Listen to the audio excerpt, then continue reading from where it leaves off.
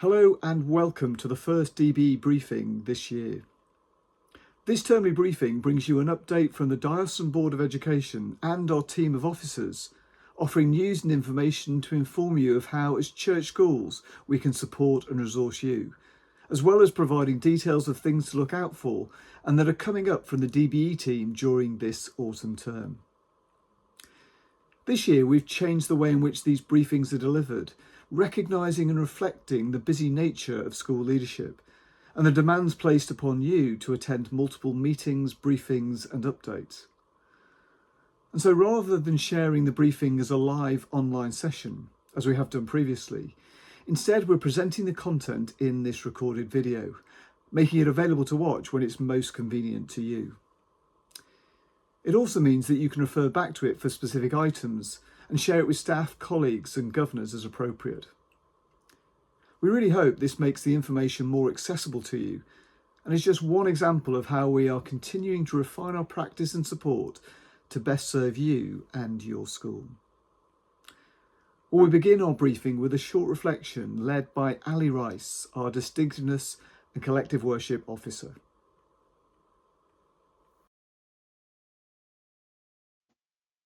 Before we begin the business of the briefing, let's take a moment to pause and reflect together. At this time of year, many of us will turn our thoughts to the idea of God's abundance and generosity as we celebrate harvest. But it was Abraham who first named God as Jehovah Jireh, the Lord will provide. God had asked Abraham to sacrifice his only son in an act of obedience to him on Mount Moriah. As they ascended the mountain, fuel in hand, Isaac noticed the lack of a lamb. But Abraham responds, Jehovah Jireh, meaning the Lord will provide. And he does just that. Instead of Abraham's only son, God asks him to sacrifice a ram, which God himself delivers. The provision of this scapegoat is a foreshadowing of the lamb God himself would provide on the hill at Calvary, where his only son became a sacrifice so that all who believe can make peace with God. The Bible is littered with examples of God's generous provision: water from a rock, manna in the desert, oil that doesn't run dry, a land of milk and honey. God's provision is abundant and meets our greatest need. Whatever your need is today, whether it's spiritual or physical, practical or emotional, why not spend a moment now in the quiet, asking God to meet your need, knowing that He is Jehovah Jireh, the Lord will provide.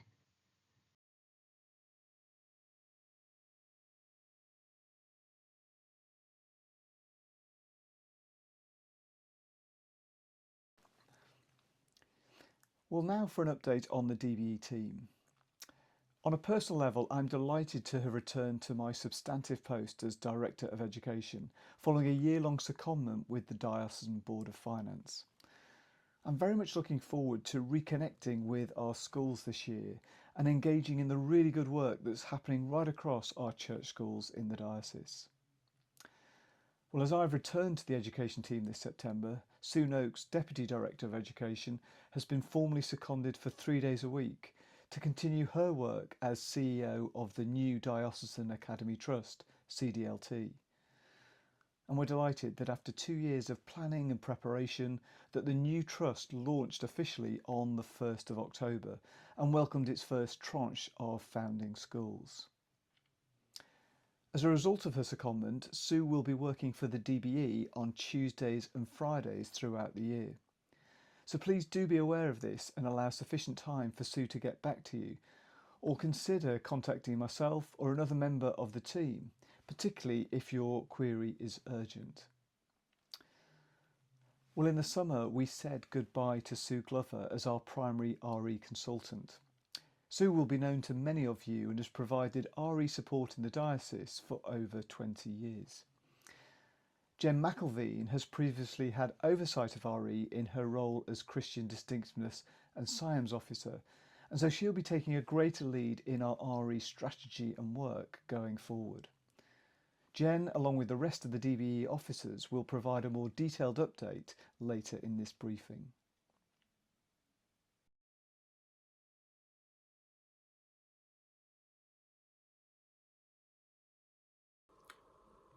Once again, we are proud that every one of our 114 schools are part of the family of school membership.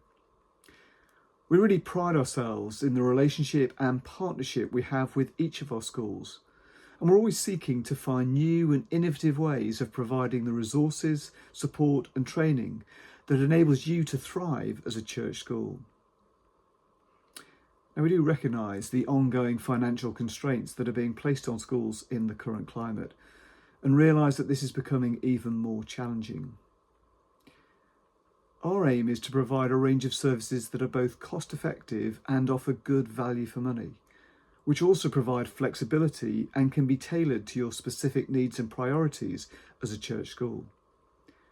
We feel we can do this best when we have an ongoing connection and a good level of engagement with you. One way in which we seek to achieve this is through our annual Family of Schools visit. The visit is a chance for our officer to meet with the head teacher and is aimed at understanding your current context and priorities through the lens of being a church school, and equally how the diocese can best support you with this.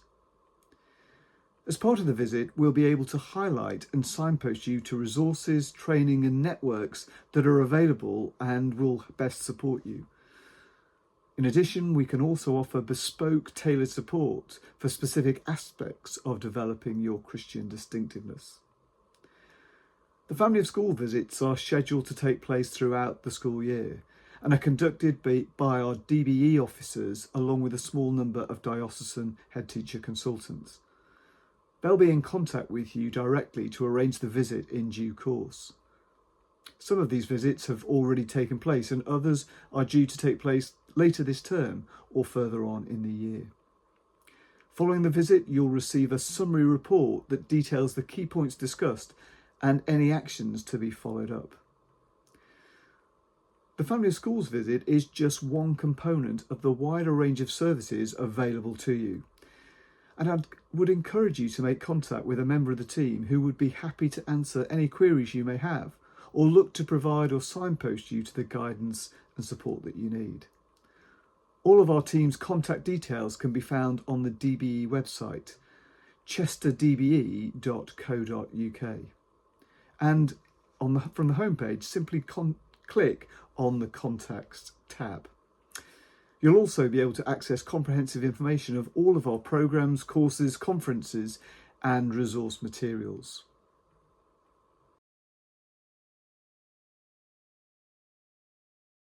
Hello everyone, I hope the term has begun well for you. There is lots to share around distinctiveness, so I'll try and keep it succinct. First and foremost, our SIAMS inspections have begun with earnest this term. We've had at least 3 by the time I'm recording this slide, probably more by the time it reaches you. The annual inspection summary report is out analysing last year's inspections. It's worth spending some time with the door shut and a hot drink and just digesting the content of that report.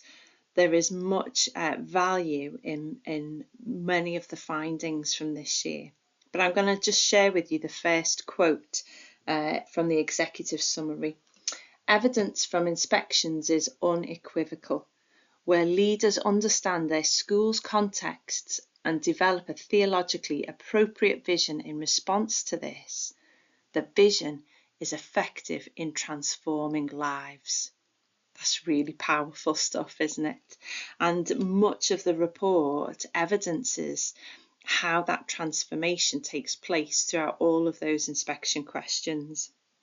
A couple of things to highlight as you delve into it is just looking really carefully at the comments around monitoring and evaluation of the impact of that vision. The creation and embedding of it is just the first part, but to be really effective as church schools, we need to not just monitor, but to really effectively evaluate that monitoring, that it might then translate into practice and change. And that's across the board, from governance level, evaluating the impact of the vision with SLT, but also across collective worship and religious education. There's lots to consider in this report around that aspect of schoolwork. Spirituality still remains a key development point across the nation. Still, there is some poor understanding. And when you consider this framework has been in place since 2018, saying the same thing, very little changes around this area, that's quite significant that there are still schools requiring that as a development point. So do consider yourselves, where are you up to with your school's understanding around spirituality? Inspection question 5, again, there is a recognition that some schools are moving on in their knowledge of what this question means. It's not just about advocacy and about empowering young people, but it is also about justice and about being kingdom seekers. How do we, from a place of value and worth and well-being in our own context, empower our young people to look outwards to the world and bring the same justice to those areas that we see are in great need? And that might look different depending on your context. You might engage with many different social injustices and take action. But the learning about justice has to take place before that we can inspire our young people to do something about it. So consider, where is justice part of your curriculum and about your culture of school life? Religious education, of course, there are 2 inspection questions and they're worth delving into. One of the key aspects is diversity within world faiths, including Christianity. That where are the opportunities to see the lived experience of a diverse range of denominations, particularly in the Christian church. So work with your church partners. Work with the local churches in your space that are not necessarily Anglican, and discover a real breadth and richness to the Christian faith in RE. Where it is prioritised as an academic subject by school leaders and across the curriculum. Research into these reports from last year shows that it is a real, true, effective expression of the school's Christian vision. Think about the priority and the profile of your RE. I won't share too much more because there is a lot to delve into, so please do take the time to have a read. We are here, as always, to support your schools in delivering quality RE, and I've attached just a brief image of the digital flyer that's gone out, and I know that our officers will be bringing copies of this to their families of schools meetings. I would encourage your RE leads to book onto the cluster training with Sue Glover, our consultant, stepping back to retire at the end of last year. We've made some changes and these will be ongoing.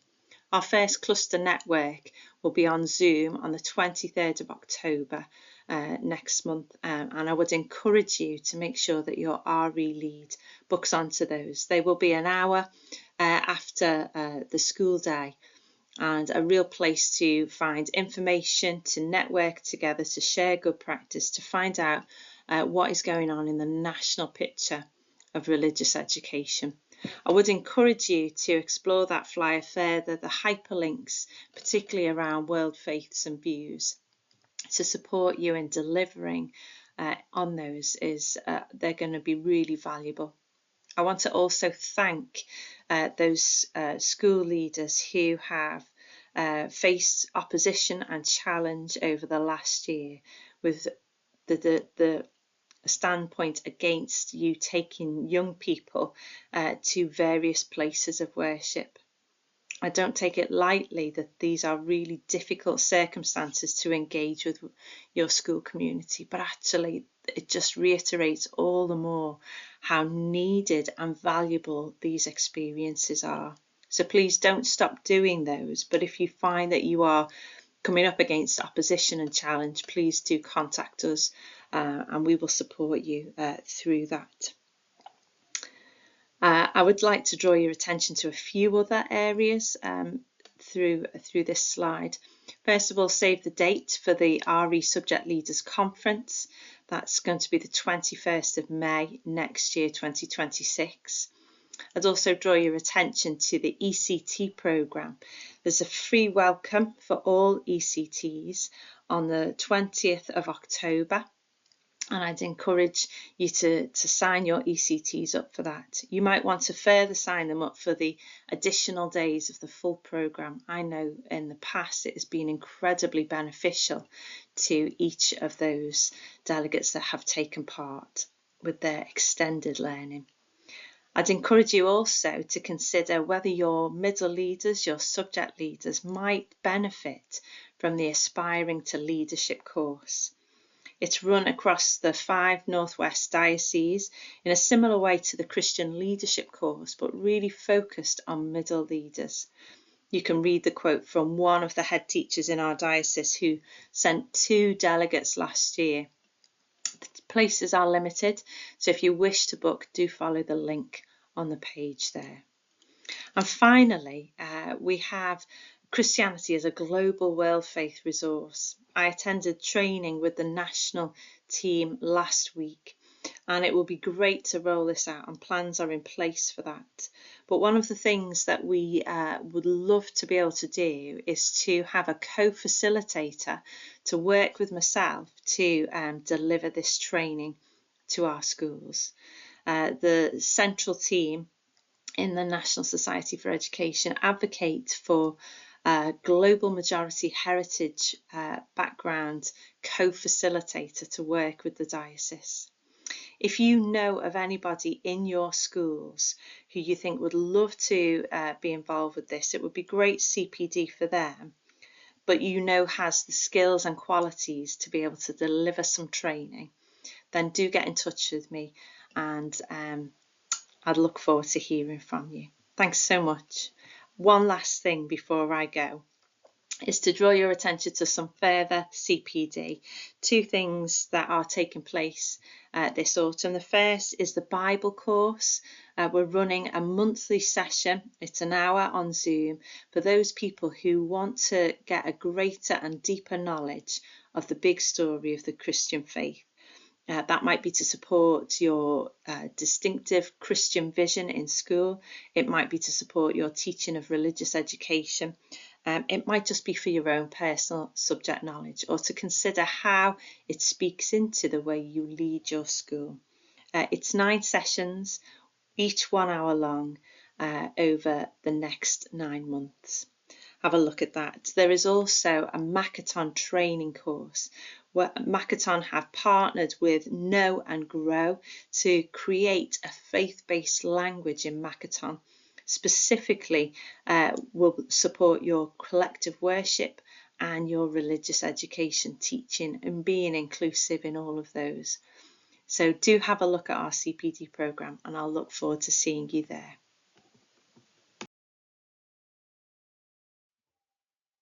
For those of you that are new to the Archbishop Young Leaders Award, they're running lots of webinars to help you be able to engage with these lovely resources. We do have 38 schools across the Diocese of Chester engaging with these.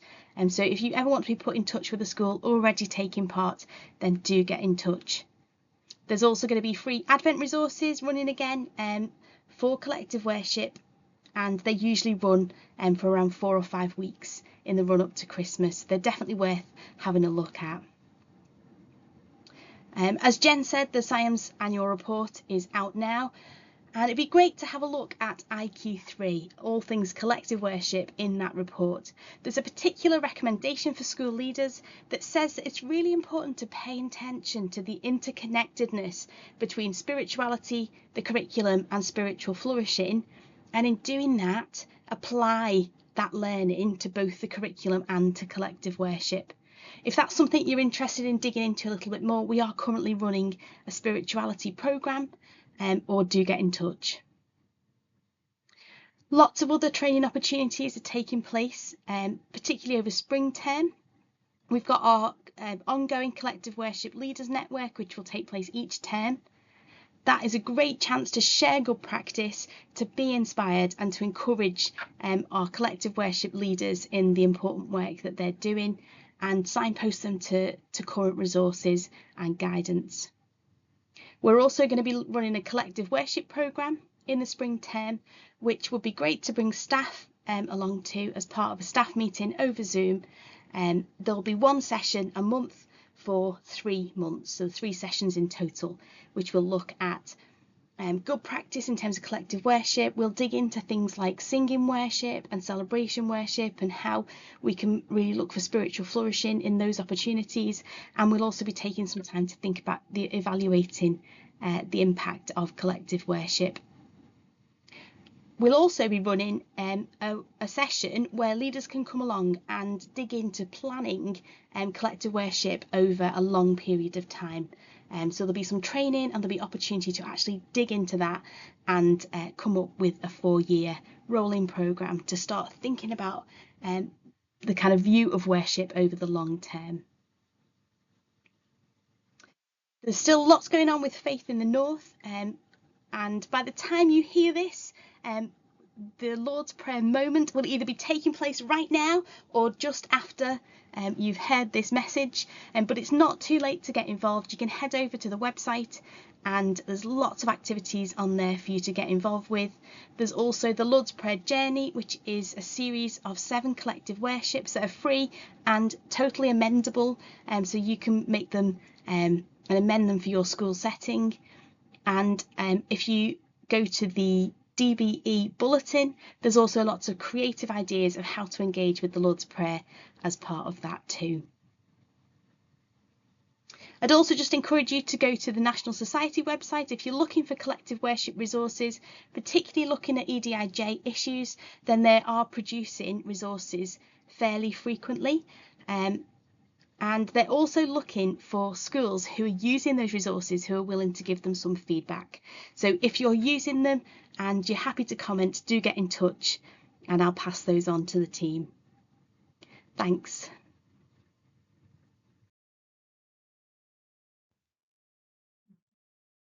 This update is designed to provide information about the new Ofsted framework, which was introduced with effect from September 2025. As we know, inspections aren't due to start until after all inspectors have been trained in this, or at least all lead inspectors. There are still some trials which are going to be going on through the second half of the autumn term. Over the next 3 slides, so I'll attempt to give you the information as we know it in potted form. Further information in more detail can obviously be found in the new frameworks and the toolkits that have been published as well by Ofsted.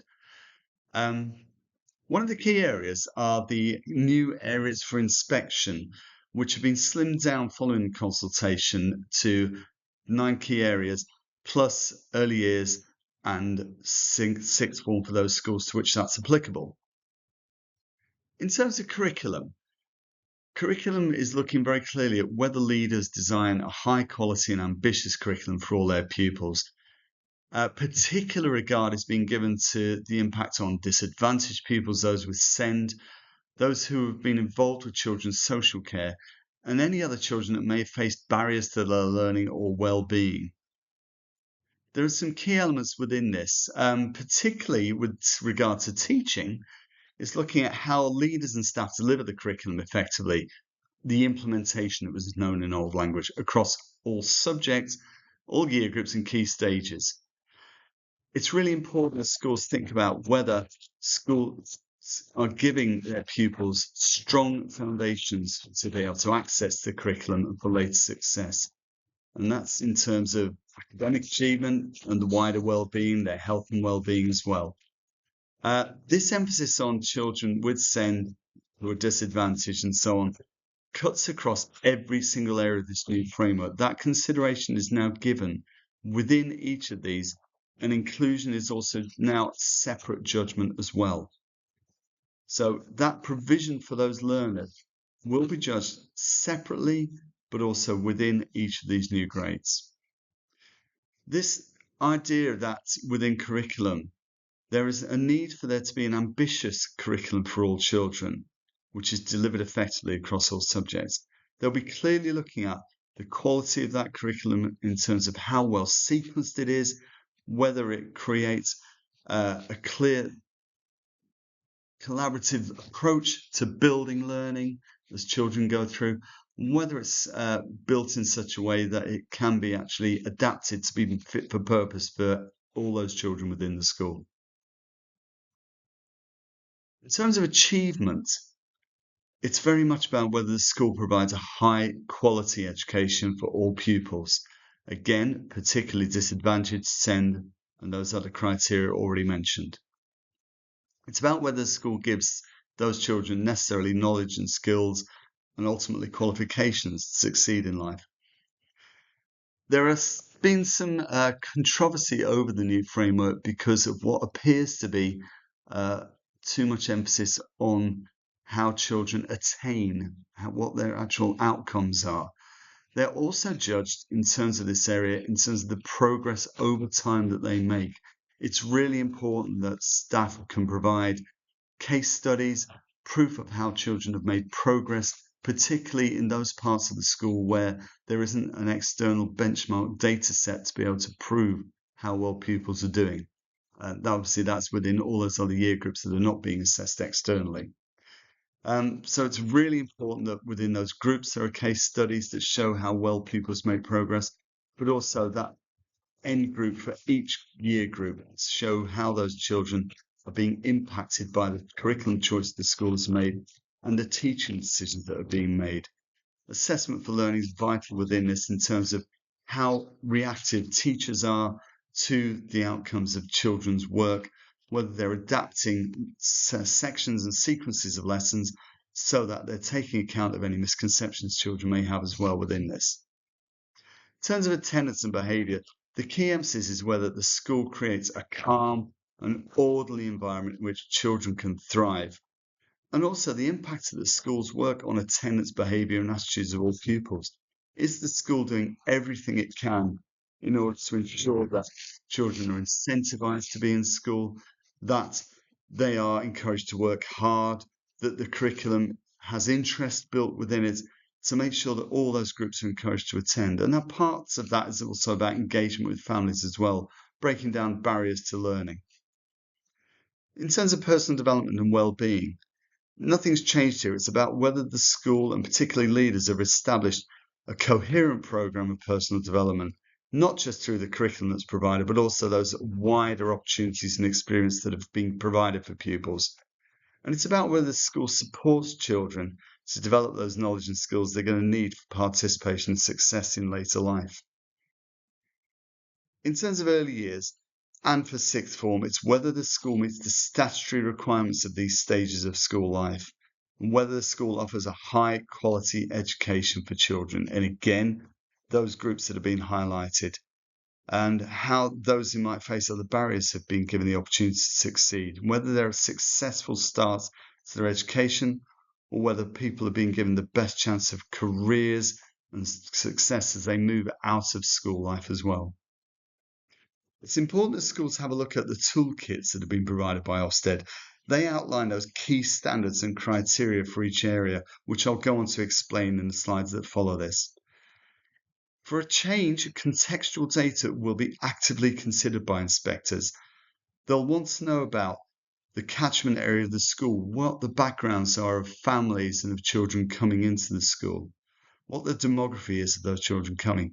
This is where schools need to play an active part in the initial information gathering parts of the inspection. When that initial phone comes call, make sure that all evidence is available of things which impact on children's backgrounds, what it is that makes your particular school different to others, and how that affects what the provision is for your children. In this new framework, all inspections will be led by either HMIs or senior inspectors. They will not have single day inspections anymore. They'll all be 2 days or occasionally more than that. An additional inspector will usually be part of the team so that the lead inspector is freed up on that first day to pursue lines of inquiry, to have conversations with school leaders.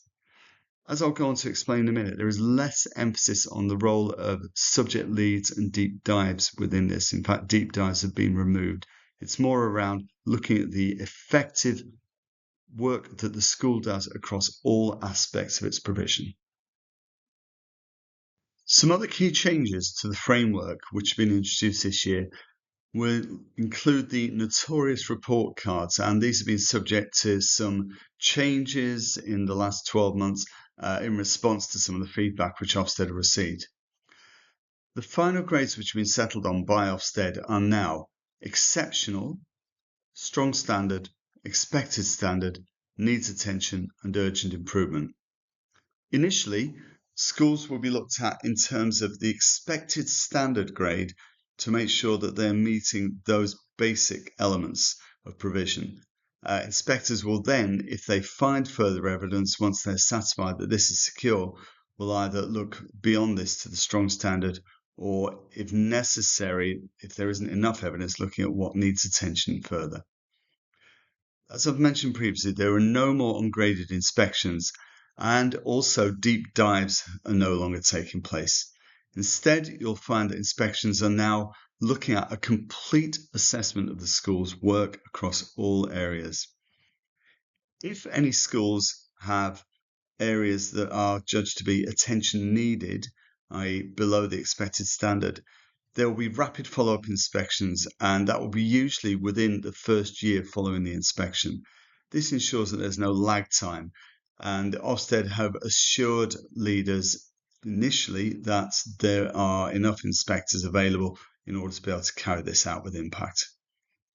Another major change is that in order to try and create consistency, Ofsted have said now that schools will be judged on a secure fit rather than a best fit to those elements of each grade.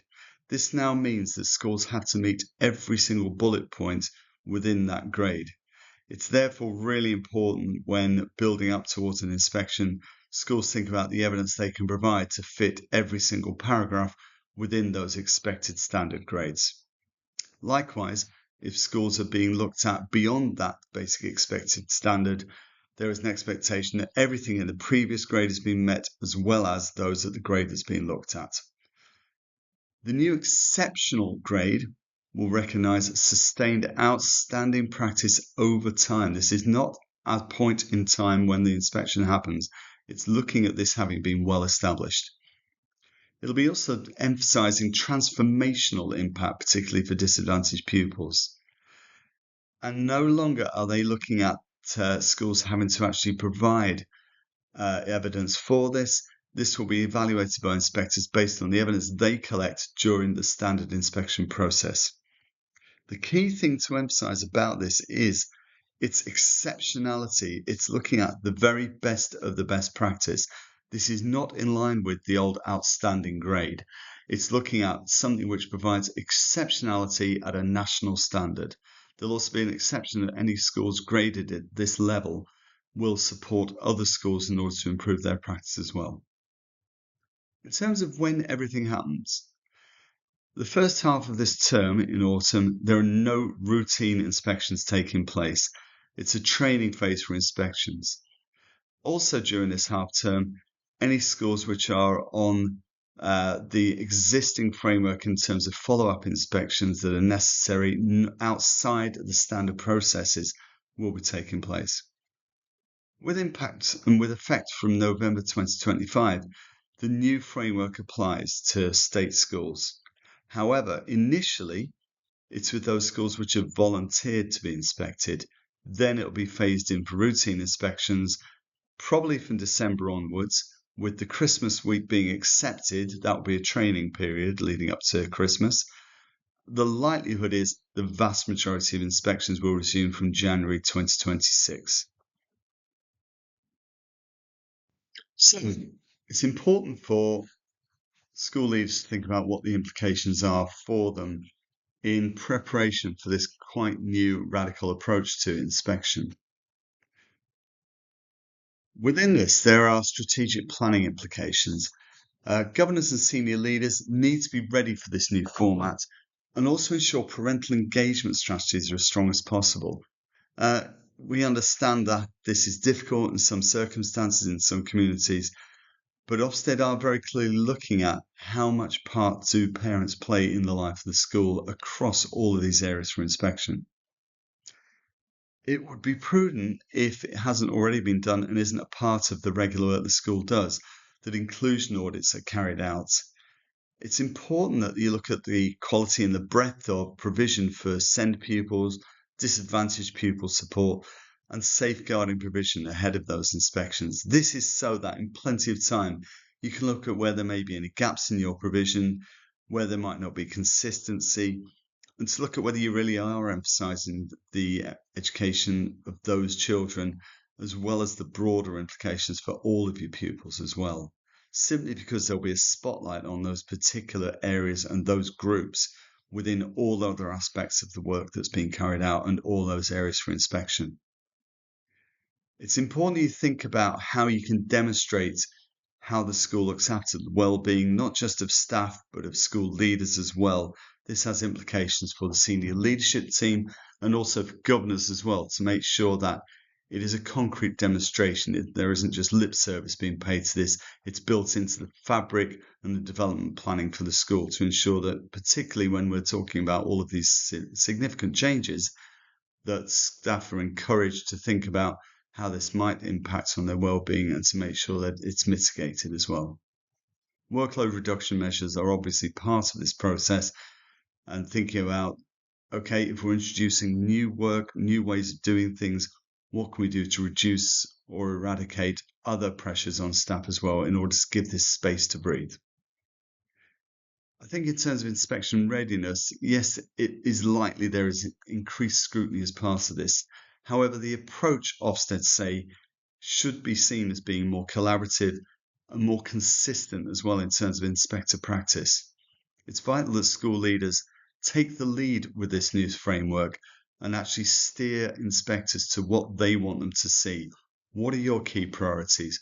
What are the areas that really show how this school shines, its strengths?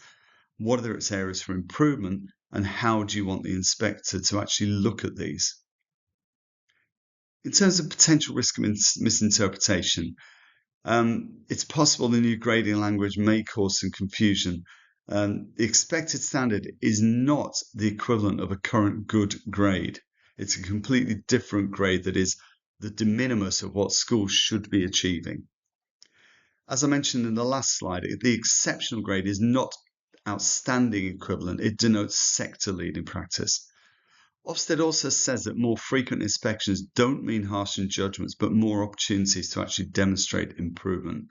The opportunity to be able to say, we've acted on what's been said, and we are showing that we're building better, consistent practice in this area. In terms of misconceptions, the new Ofsted toolkit does deal with some of these. They don't expect leaders to produce written evidence to support every standard in each evaluation area of the toolkit. There are lots of frameworks out there that have jumped on the bandwagon following the production of this new framework, encouraging people to assess against every area of the framework. This seems to my mind to be onerous and unnecessary, and your own self-evaluation processes should be adequate for this. They don't expect schools to have completed any formal self-evaluation using the toolkit, but you might want to use it to support some parts of your continuous improvement. In the initial planning call with leaders, Ofsted will also ask where they grade themselves against the 5-point scale of each evaluation area. So be prepared for the fact that they will ask you to commit to where you are on that scale and to be able to provide evidence of why you think you are where you say you are. In terms of the curriculum, there are again a lot of misconceptions around this. If a school has built or taken on a curriculum with appropriate coverage and content and structure and is well sequenced and it's been implemented effectively, then Ofsted will look on it favourably. They'll look at the extent to which the curriculum reflects the width and the ambition of the national curriculum and how inclusive the curriculum actually is. And it doesn't matter whether a school's developed its own curriculum, or you've taken on bought-in or local schemes, or you've adapted those to be fit for purpose. It's up to you to demonstrate and to justify those on their own merits and how they've been made appropriate for your school.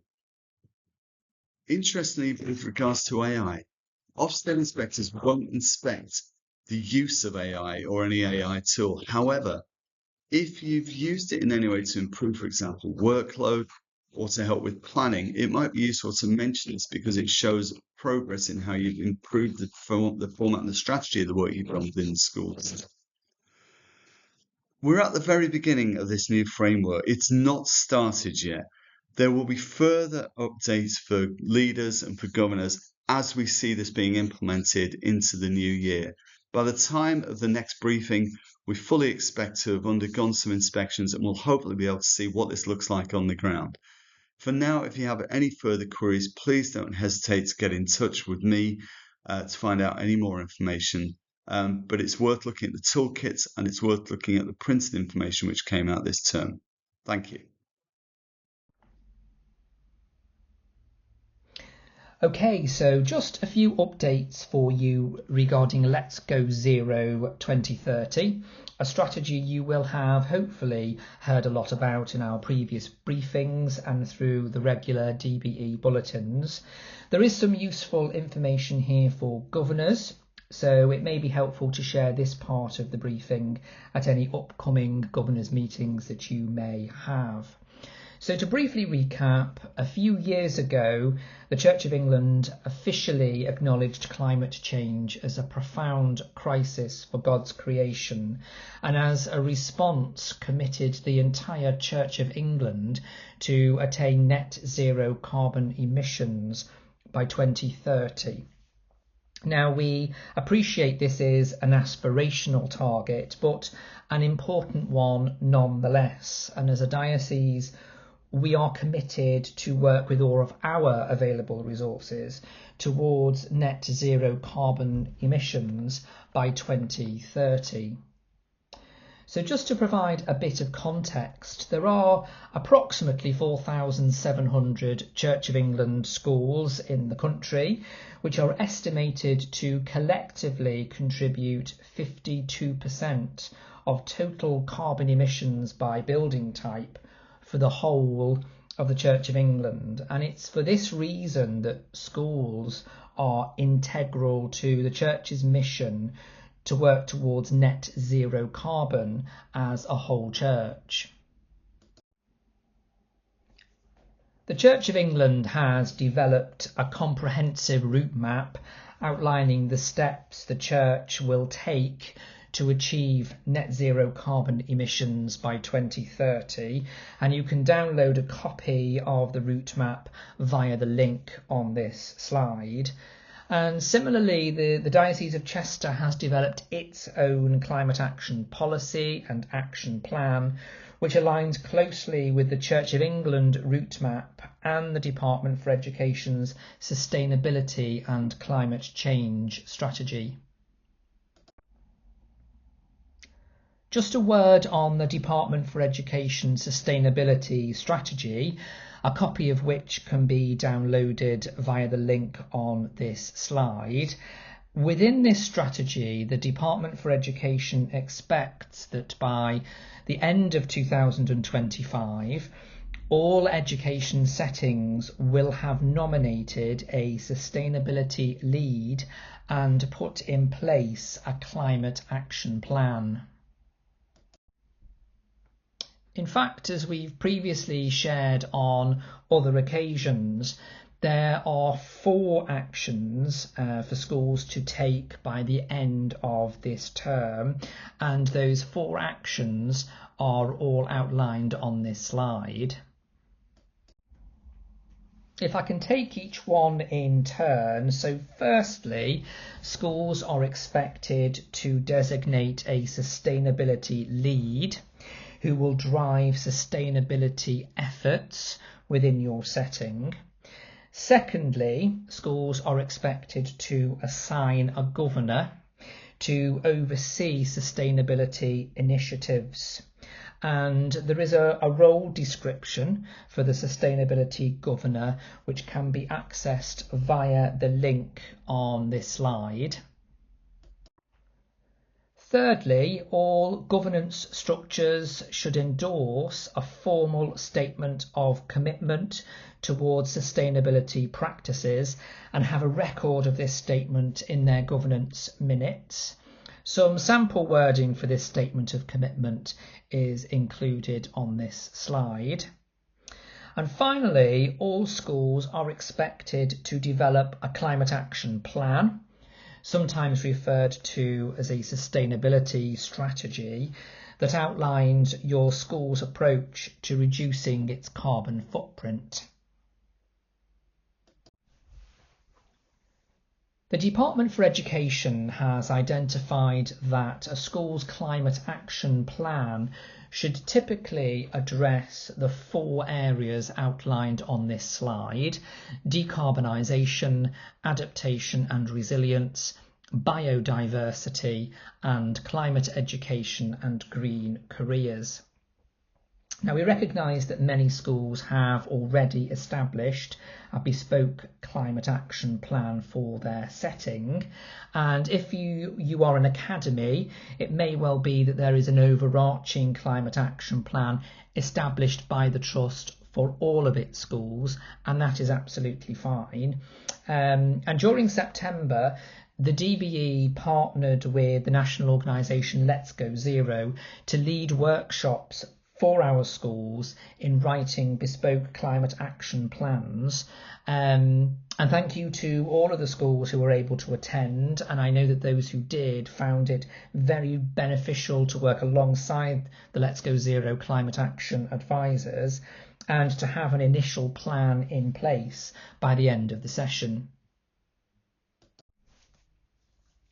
If you still need to develop a climate action plan for your school, please don't hesitate to email me, david.burrows@chester.anglican.org, and I will get in touch with you and provide a template and resources to support you in writing your plan.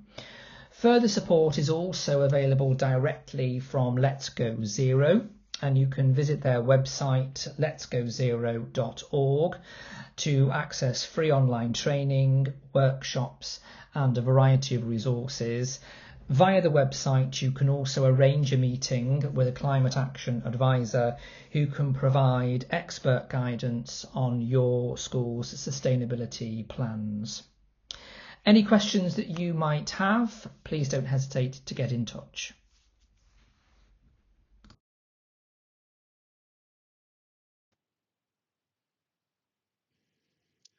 For this term's governance update, I'd like to highlight the information we have available regarding governance appointments, training sessions, and course drop-ins, which is available on our governance webpage. If you require further information or guidance to support you with governance issues, please do contact me. This October, as always, is the window for public consultation if you or your trust are responsible for the admissions policy for your school. Guidance is provided by the DBE on the link shown, but please do send us your draft policy before public consultation as well, so that we may help and advise as effectively as possible. Our next Chairs Network will be held on Tuesday the 25th of November, and I would love for your chairs to be able to come and join us to share information about current topics and governance issues. If your board has a new chair of governors, or if you have a new governance professional, please do let us know. And finally, I'd like to highlight our Clergy for Church Schools network, which my colleague Ali Rice hosts, and their next autumn meeting, which is on Thursday, the 23rd of October. An opportunity for our clergy to gather together to share information with Ali about their unique position in church schools.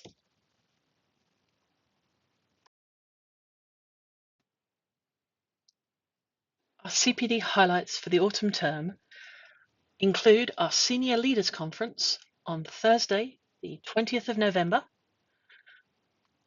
Our keynote speakers, Trevor Cooling and Emily Norman, will speak to the theme of Vision in Action, as well as us hosting workshops in the afternoon to support you on your journey with your school's vision. As well as this, we're hosting an ECT Welcome on Monday the 20th of October as part of our ECT programme.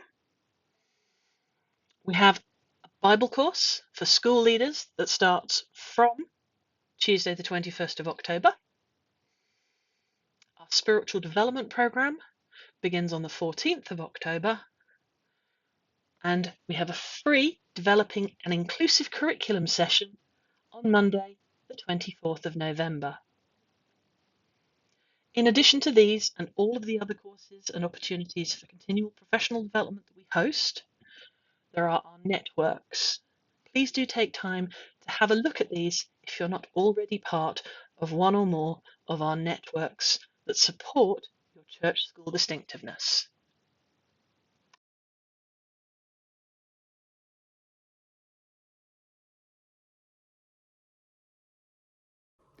Well, thank you for joining us for this DBE briefing, and to my colleagues for their contributions and updates.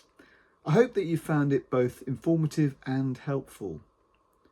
Do remember that you can find all of the details of the programmes and support on offer on the DBE website, along with how you can contact each member of the team. And do share this briefing with colleagues and governors as appropriate.